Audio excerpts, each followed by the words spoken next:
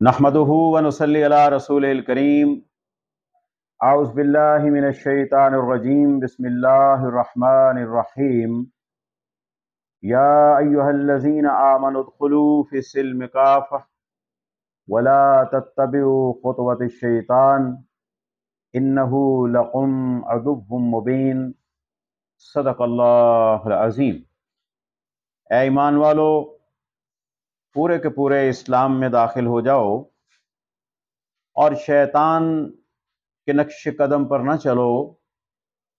शैतान के अकायद की, शैतान के दीन की, शैतान के नज़रियात की, शैतानी आइडियालॉजी की, शैतान के फ़लसफ़े और क़ानून की पैरवी न करो, क्योंकि वो तुम्हारा खुला दुश्मन है। और याद रखिएगा कि ये शैतान जिन्नों में से भी होते हैं और इंसानों में से भी होते हैं, और वो शैतान के जो इंसानों में से हो वो ज़्यादा ख़तरनाक होता है, इसलिए कि जिन की निस्बत इंसान ज़्यादा बासलाहियत है। हज़रात गिरामी, पिछली एक वीडियो में मैंने आपके सामने ट्रांसजेंडर बिल के हवाले से कुछ तफसीलात बयान की थी, और आज की वीडियो में हम ये जानने की कोशिश करते हैं एक डॉक्टर साहिबा की तहकीक की रोशनी में कि असल में ट्रांसजेंडर हैं कौन, और इस बात को आज अच्छी तरह और आसान और वाज़ेह अल्फाज में समझने और समझाने की मैं कोशिश करूँगा। मर्द या औरत की जिन्स का तयन इस्तक़रार हमल यानी पहले खुलिए जनीन के बनने के साथ ही हो जाता है। इसकी वजह माँ और बाप से आने वाले सेक्स क्रोमोसोम होते हैं, और इन्हीं क्रोमोसोम की वजह से जनीन में मर्द या औरत के अंदरूनी और बैरूनी अज़ा और हार्मोन्स वग़ैरह बनते हैं, और वो पैदाइश के वक्त या बलूगत के अयाम में मर्द या औरत की सिनफ के साथ ज़ाहिर होते हैं। इस निज़ाम या हार्मोन्स वग़ैरह में ख़राबी की वजह से कुछ बच्चों की जिन्स में अबहम पैदा हो जाता है। ये अबहम कभी पैदाइश के वक्त ही नज़र आता है और कभी बलूगत से पहले ज़ाहिर नहीं होता। इंटरसेक्स या हर्माफ्रोडाइट ये ऐसे अफराद हैं जो पैदाइशी तौर पर ऐसी किसी एबनॉर्मेलिटी की वजह से सिनफी अबहम के साथ पैदा होते हैं। इनको हर्माफ्रोडाइट या इंटरसेक्स कहा जाता है। इनमें एबनॉर्मेलिटी के एतबार से शिद्दतों का फ़र्क होता है। इस्लामी तारीख़ में फ़ुक़हा ने ऐसे अफराद को ये इख्तियार भी दिया है कि वो गालिब जिन्स यानी सिन्फ इख्तियार करें, और मुआशरा मैचोर और खुदा खौफी रखता हो तो उनको इसी हालत के साथ इज़्ज़त से जीने का हक़ देने वाला होना चाहिए। अलबत्ता इनकी मुख्तलिफ़ ज़रूरियात के मुख्तलिफ़ हार्मोनल या सर्जिकल तरीके मौजूद हैं जो कुछ मामलात को आसान कर देते हैं। यही वो लोग हैं जिनके साथ हमारे मुआशरे में शदीद इम्तियाज़ भी बरता गया और उनको ज़िंदगी के बुनियादी हकूक़ तक से महरूम रखा गया। इनमें एक किस्म सेस्जेंडर, ये वो अफराद हैं जो पैदाइशी तौर पर और जिस्मानी तौर पर मुकम्मल मर्द या औरत पैदा हुए और अपनी इस सिनफी शनाख्त पर राज़ी हैं। इनमें मेरे आप जैसी अक्सरियत शामिल है। ट्रांसजेंडर की जो तारीफ़ है, इसमें ऐसे अफराद हैं जो पैदाइशी तौर पर जिस्मानी और हार्मोन्स के एतबार से मुकम्मल औरत या मर्द की जिन्स के साथ पैदा हुए, मगर बड़े होकर किसी नफ्सियाती उलझन या पेचीदगी, मुआशरती दबाव, ट्रेंड, ज़ाती पसंद नापसंद की बुनियाद पर अपनी जिन्स से नाखुश हैं। इस नाखुशी को जेंडर डिस्फोरिया कहा जाता है। ये अफराद अपनी मर्ज़ी से अपनी सिन या तयन करते हैं, مرد ہوں تو عورت بن جاتے ہیں، عورت ہو تو مرد۔ کچھ ایسے ہیں جو کہتے ہیں کہ مرد یا عورت دونوں ہی کا فیصلہ نہیں کرتے، یہ خود کو نان بناری کہتے ہیں۔ ایسے افراد کی رائے ظاہر ہے کہ وقت، حالات اور نظریات کے اعتبار سے بدل بھی سکتی ہے۔ یہ افراد کبھی صرف مخالف صنف کا حلیہ اور افعال اختیار کرتے ہیں، اور کبھی سرجری یا ہارمون کے ذریعے اپنی اندرونی اور بیرونی اعضاء میں تبدیلی لے آتے ہیں۔ ٹرانسجینڈر کا اسلام سے کیا مسئلہ ہے، اس بات کو سمجھنا ضروری ہے۔ اسلام میں مرد عورت کے درمیان پردے اور اختلاط کے علاوہ شادی بیاہ اور وراثت وغیرہ کے قوانین ہیں۔ سوچئے، ایک مرد کل کو عورت بننا پسند کرتا ہے تو وہ عورتوں کے باتھ روم، ان کے سوئمنگ پول، ان کے جم وغیرہ میں جائے گا۔ اس کی شادی کس سے ہوگی؟ اگر وہ خود کو عورت قرار دے کر کسی مرد سے شادی کرتا ہے تو کیا یہ ہم جنس پرستی نہیں ہے؟ کیونکہ کسی سرجری یا ہارمونل تھراپی سے اس کی حقیقی جنس تو تبدیل نہیں ہوگی، صرف حیت میں تبدیلی واقع ہوگی۔ ایک اہم غلط فہمی کو سمجھیے، دنیا میں ٹرانسجینڈر قوانین پیدائشی خواجہ سرا یعنی انٹرسیکس افراد کے تحفظ کے لیے نہیں بنائے گئے۔ وہ تو میڈیکلی اور فزیکلی اس طرح ہیں اور تعداد میں انتہائی کم ہیں۔ ترقی یافتہ دنیا میں ان کے حوالے سے وہ مسائل نہیں جو ہمارے یہاں ہیں۔ ترقی یافتہ دنیا میں ٹرانسجینڈر قوانین اختیاری طور پر اپنی صنف تبدیل کرنے والوں کے تحفظ کے لیے بنائے گئے ہیں، اور یہ صرف صنفی انتخاب تک محدود نہیں بلکہ جنسی رجحانات تک پھیلتے ہیں۔ اس لیے ٹرانسجینڈر کے ساتھ ہم جنس پرستی کو مکمل تحفظ عطا کیا جاتا ہے۔ اور آگے ہونے والا کیا ہے، آپ لوگوں کی اطلاع کے لیے عرض ہے کہ یہ صرف ایک پہلو ہے اور بہت آگے جاتا ہے۔ ایک ٹرانسجینڈر عورت اصلاً مرد ہونے کی وجہ سے بچے پیدا کرنے پر قادر نہیں، اس وجہ سے وہ بچہ پیدا کرنے کے لیے ایگ کسی سے صدقے میں لیتا ہے اور سپرم اپنا دیتا ہے۔ اس جنین کو پروان چڑھانے کے لیے وہ کسی تیسری عورت کا یوٹرس ادھار لیتا ہے۔ اس سے آپ اندازہ لگا سکتے ہیں کہ اس طریقے سے پیدا ہونے والے بچوں کا نسب، ان کی ماں اور باپ کا تعین، زنا سے پیدا ہونے والے بچوں سے بھی گیا گزرا ہوگا۔ ان کا حقیقی باپ کون ہے، اصل ماں کون ہے، کوئی ہے بھی یا نہیں، کیونکہ جس کا دعویٰ بہت سے کریں اس کا کوئی بھی نہیں ہوتا۔ ایسے واقعات ہیں کہ دو مردوں کی شادی کے بعد بہن نسوانی خلیہ فراہم کرتی ہے اور ان کی ماں اس جنین کو اپنی کوکھ میں پالتی ہے۔ اس سے آپ اسفل السافلین کا اندازہ لگا لیجئے کہ ابھی تو ابتدا ہے، چند نسلیں اور گزر گئیں تو کیا کیا سامنے آئے گا۔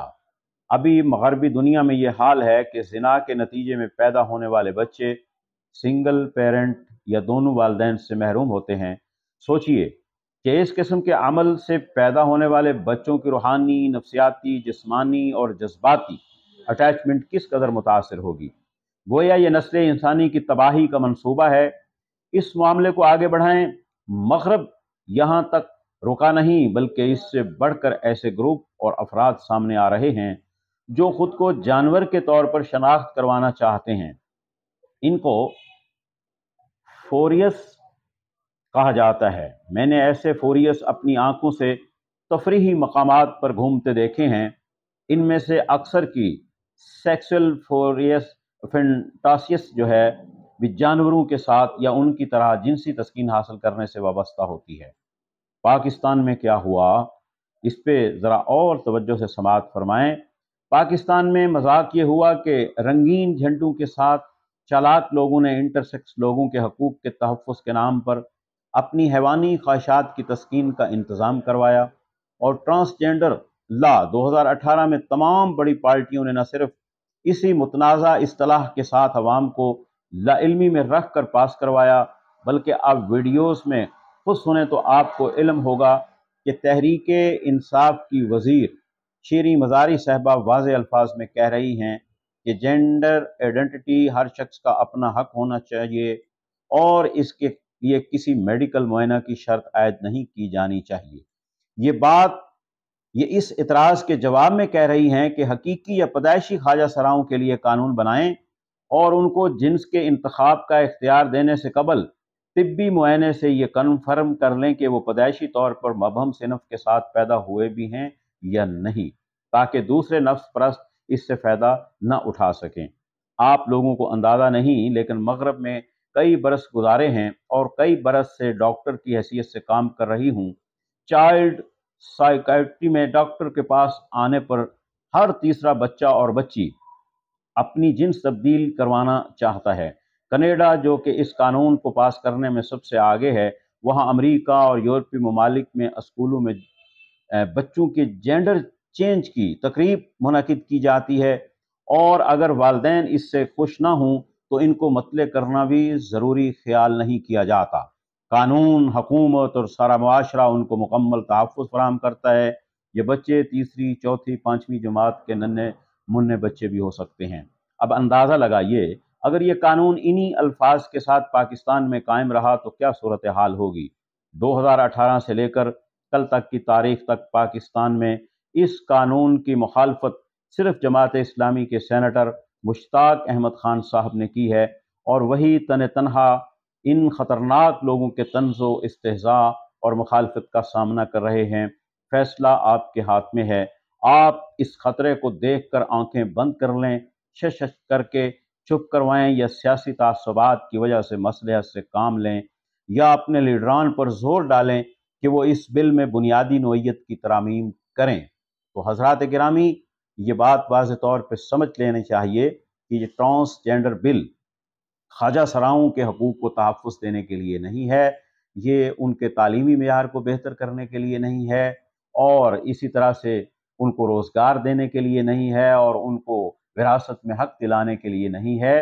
یہ ٹرانسجینڈر بل جو ہے بنیادی طور پر پاکستان کے اندر بدفعلی کے کلچر کو اور ہم جنس پرستی کے کلچر کو فروغ دینے کے لیے ہے، اور اس تحریک کی پشت پر یورپ، امریکہ، اقوام متحدہ اور اس کے ڈونرز ادارے موجود ہیں۔ کروڑوں ڈالر کی وہ انویسٹمنٹ ان سیکولر اور لبرل پارٹیوں پہ کرتے آ رہے ہیں، اور یہ جو آپ فارن فنڈنگ کا اور ممنوعہ فنڈنگ کا نام سنتے ہیں، یہ فنڈ دینے والے لوگ کون ہیں؟ اگر آپ تحقیق کریں گے تو آپ کو پتہ چلے گا کہ پاکستان کی تمام یہ جو سیاسی پارٹیاں اس بل کے حق میں ہیں، وہ مسلم لیگ نون ہے، وہ پیپلز پارٹی ہے، وہ تحریک انصاف ہے، اور اس کے علاوہ MQM ہے، ANP ہے، اور اسی طرح سے جو مذہبی گروہوں کی جو بزدلانہ اس پہ خاموشی اور لا تعلقی ہے۔ تو اس سارے کلچر کے اندر آپ کو نظر یہ آئے گا کہ یہ جو دنیا بھر کے اندر ایک تحریک ہے ہم جنس پرستی کو فروغ دینے کی، کہ جس میں مرد مرد سے شادی کرے اور عورت عورت سے شادی کرے، سب سے زیادہ یہ فنڈنگ جو ہے یہ ان گروہوں نے اور ان کی لابیز نے اور ان کے ڈونرز نے کی ہے۔ یاد رکھیے گا کہ پاکستان میں کوئی قانون واضح طور پہ الفاظ یہ لکھ کر کہ مرد مرد سے شادی کر سکتا ہے، عورت عورت سے شادی کر سکتی ہے، پاس نہیں ہو سکتا، آگے نہیں بڑھ سکتا۔ یہ ایک سازش کے تحت الفاظ کی ہیرا پھیری سے اسی سب کو کرنے کی کوشش کی جا رہی ہے۔ تو وہ سب لوگ کہ جو محض کسی لا علمی کی وجہ سے، جہالت کی وجہ سے، پارٹی تعصب کی وجہ سے، لیڈر کے تعصب کی وجہ سے اس بل کے حق میں دلائل دے رہے ہیں، یہ اصل میں یا ان کی لا علمی ہے یا ان کی جہالت ہے۔ تو اس سے ان کو توبہ کرنی چاہیے۔ یہ بل قرآن و سنت کے خلاف بغاوت ہے، یہ بل قرآن و سنت کی تعلیمات کے منافی ہے، اسلامی شریعت کے منافی ہے، آئین پاکستان کے بھی منافی ہے، ہماری دینی، اخلاقی اور ہماری معاشرتی اقدار کے بھی منافی ہے، اور یہ انسانیت کے خلاف ایک بہت بڑی سازش ہے۔ تو جماعت اسلامی اور اس کے سینیٹر جناب مشتاق احمد خان صاحب اس بل کے خلاف جو جہاد کر رہے ہیں، آپ سب لوگ اس جہاد کے اندر شریک ہوں۔ انشاءاللہ اب یہ بل جو ہے وفاقی شرعی عدالت کے اندر اس وقت زیر سماعت ہے، چیلنج ہو چکا ہے، اپیل اس کے خلاف ہو چکی ہے۔ تو یہ جو اس وقت PDM کے سربراہ جناب مولانا فضل الرحمان صاحب ہیں، اور پھر پروفیسر ساجد میر صاحب ہیں، اور علامہ شاہ اویس نورانی صاحب جو ہیں، ان سے اور اسی طرح ان کے جو قرب و جوار میں ان کے ساتھ جو علماء کرام ہیں، ہماری ان سے یہ درخواست ہے کہ اگر واقعتاً آپ اس بل کے خلاف ہیں تو پھر آپ کو یہ چاہیے کہ آپ یہ جو 2 لاکھ، 4 لاکھ، 5 لاکھ علماء کے وارث ہونے کا دعویٰ کرتے ہیں، اپنے اپنے مکاتب فکر کے نمائندہ ہونے کا دعویٰ کرتے ہیں، तो मुल्क भर के जो मजहबी कायदीन हैं और जो मजहबी रहनुमा हैं, जो मुफ्तियान हैं, उनसे एक फतवा लें इसके गलत और हराम होने का, और इस पे एक इल्मी और तहकीकी मवाद जो है इकट्ठा करें, और फिर आप जाएं वफाकी शरई अदालत में फरीक बने, और वहाँ ये लाखों उलमा की, जनाब मौलाना फजलुर रहमान साहब आप, जनाब प्रोफेसर साजिद मीर साहब आप, और जनाब अल्लामा शाह अवैस नूरानी साहब आप नुमाइंदगी करते हुए ये बतलाइए कि ये पाकिस्तान में दीन इस्लाम के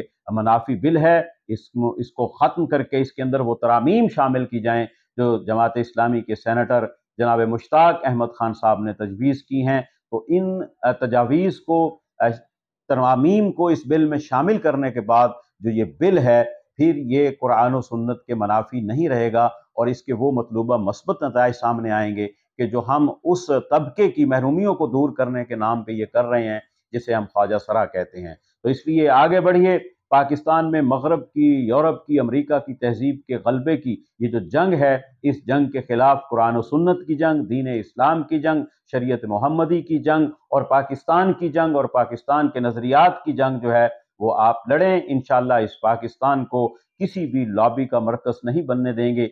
ये मोहम्मद रसूलुल्लाह के उम्मतियों का मुल्क है, ये दीन इस्लाम पे ईमान रखने वाले लोगों की लॉबी और मोहम्मद रसूलुल्लाह पे मर मिटने वाले, उनकी नामूस पे और दीन पे लॉबी का मुल्क है। इंशाअल्लाह यहाँ कलमे वाली लॉबी कामयाब होगी, बाकी सबको शिकस्त होगी। बहुत शुक्रिया। इंशाअल्लाह मज़ीद तफसीलात आपको आइंदा की वीडियोस में फराहम करते रहेंगे। वस्सलाम।